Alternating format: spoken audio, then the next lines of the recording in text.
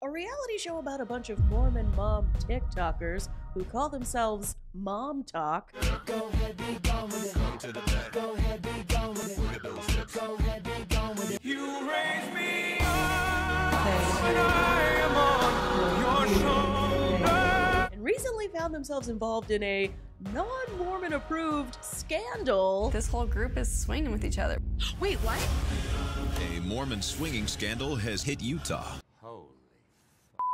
Dropped its debut season on HULU. It's got drunken arrests, infidelity, toxic marriages, and even a Cody Brown look-alike. And personality alike. As soon as I saw that flash of ghost white ramen noodle hair, I was like, what? What was that? Did they get a young Cody? How did they get a young Cody?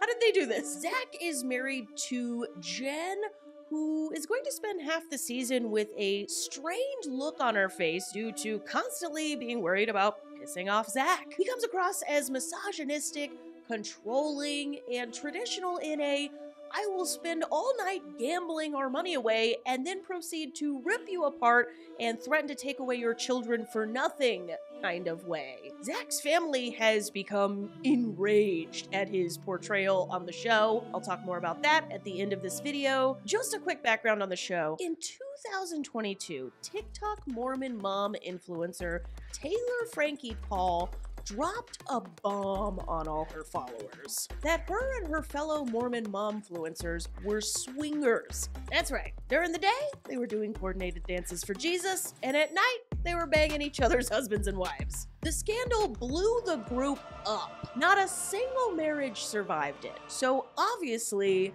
this very serious scandal was immediately turned into a reality show. Mormons plus swingers. What better concept could you ask for? Icelandic polyamorous vegans. Huh? Huh? You're not gonna beat it. Enter Jeff Jenkins Productions. Famous for one of the greatest pieces of art ever produced, Crappy Lake. You see, that's where the exercise in the morning comes in handy, kids. Help. One thing that's caused a lot of confusion amongst fans is that Secret Lives of Mormon Wives does not make it clear at the start of the show that nobody on the cast except Taylor was actually involved in the swinging. And I think this is done on purpose. If Taylor comes on the screen and says, actually, everybody you're about to watch all season had nothing to do with the scandal, the audience feels lied to, which we were lied to.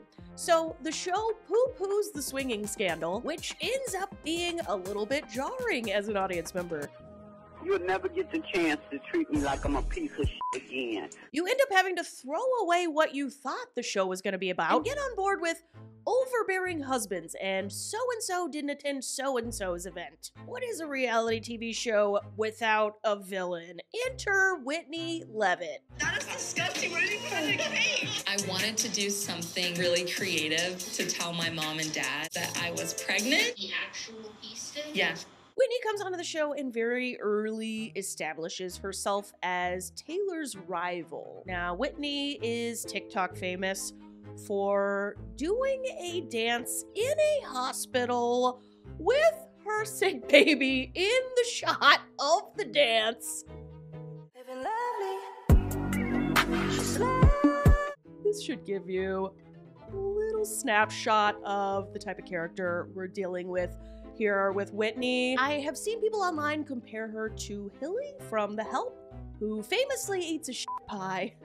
Kind of fits. I mean, how far apart is a shit pie from a pea cake? We have Demi, who could easily be confused for fellow cast member Jessie, because, oh yeah, half these women share the same face, and it's going to be a problem differentiating between these cast members. They all have the same hairstyle. 3/4 of them have the same lips and nose. Like, could production not have forced one of them to be a hat person, at least for filming? How hard is it to stick a fedora on Jessie? Dakota, Taylor's boyfriend and the father of her child we're going to see her pregnant with most of the season, is basically a lead on the show. He gets a ton of screen time because he is with Taylor, and also because he has a cheating problem. We get all this TMZ, drunken trailer park boys style antics in episode 1.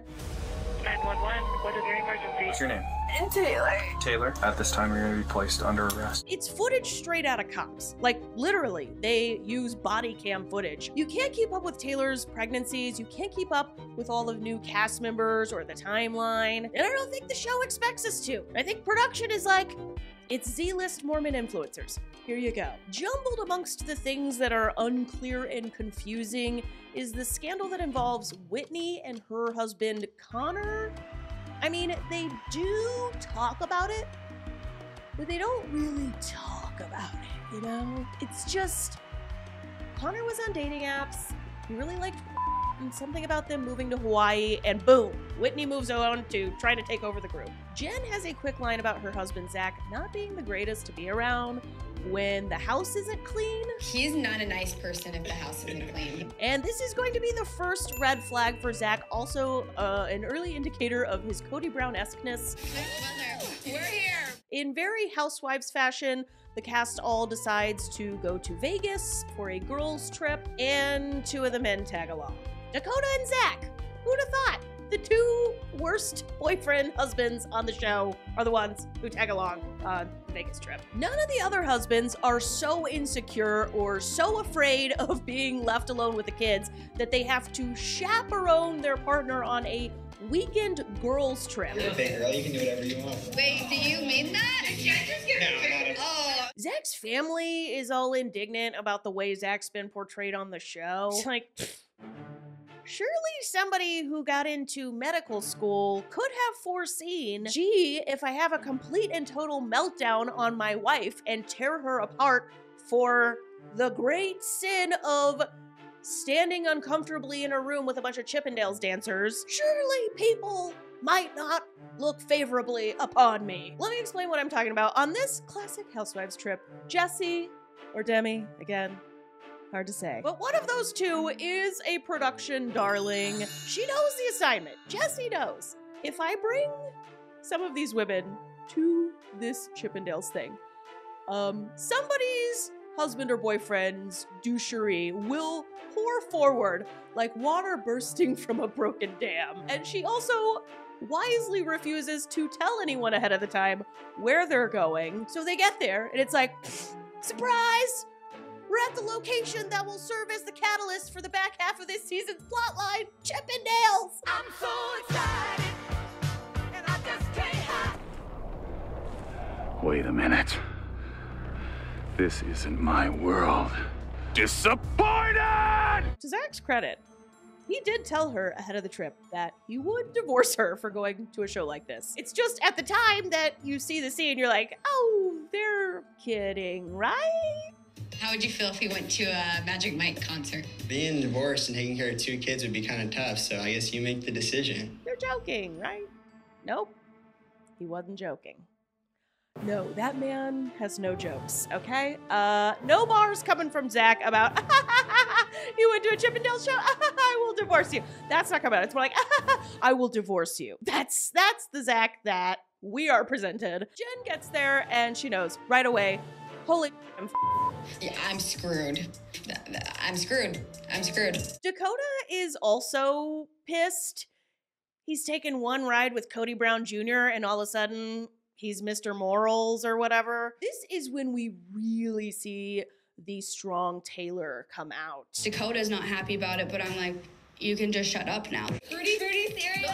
Fruity cereal. Oh, it's really so good. In what I can only assume is an attempt at content for the show, Whitney gifts Demi a box of Fruity Pebbles, a reference to some adult thing Demi had told the group about. Since this is an event Demi had specifically asked the group to keep drama-free, thanks for teeing that one up for us, Demi, she obviously feels some type of way about Whitney and the joke. But then, in a show of unhinged immaturity, Whitney gets mad at Demi for Demi's reaction and throws a tantrum because Demi's mad. Like, basically, Whitney pinched Demi, and Demi was like, ow, that hurt. And Whitney was like, how dare you turn this back on me? If you're like me, and you were watching this, you were probably like, bigger fish to fry, probably not that big of a deal. Nope! This ends up being the thing that causes Whitney to leave the group chat. She completely abandons the group, skips her bestie Macy's event, and she's just like, Whitney out! Good luck going viral without me. I mean, this is somebody who put a pregnancy pee test inside food that she then served to her own family. Like, the show kind of needs Whitney. The season ends with all the moms except Whitney banding together to do the very important work of coordinated TikTok dances. I said I would talk about the response Zach's family has had. It has not been good. They are coming out, they are obviously defending him, but also attacking Jen. They are saying that him and the family were duped about being on the show, that it wasn't made clear what the show was about, that they were told like, oh, this is gonna be about the Mormon church or something, and instead it's like this.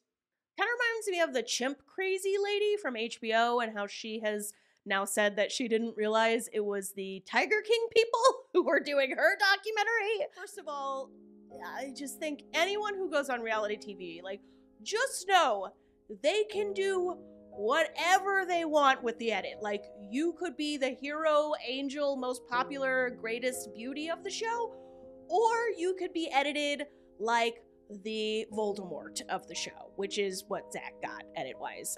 But they didn't force him to do all that stuff on camera. He knew that he had cameras following him around, and he knew they were following his wife around. The fact that he could still not filter his poor behavior out tells me it's probably worse off camera. Also, as far as this response goes, it just makes Zach and his family look even scarier. Like, I'm scared for Jen. I really feel sorry for her and the position that she is in. Okay, that's all the TikTok Mormon mom news I have for you. I will see you in my next video.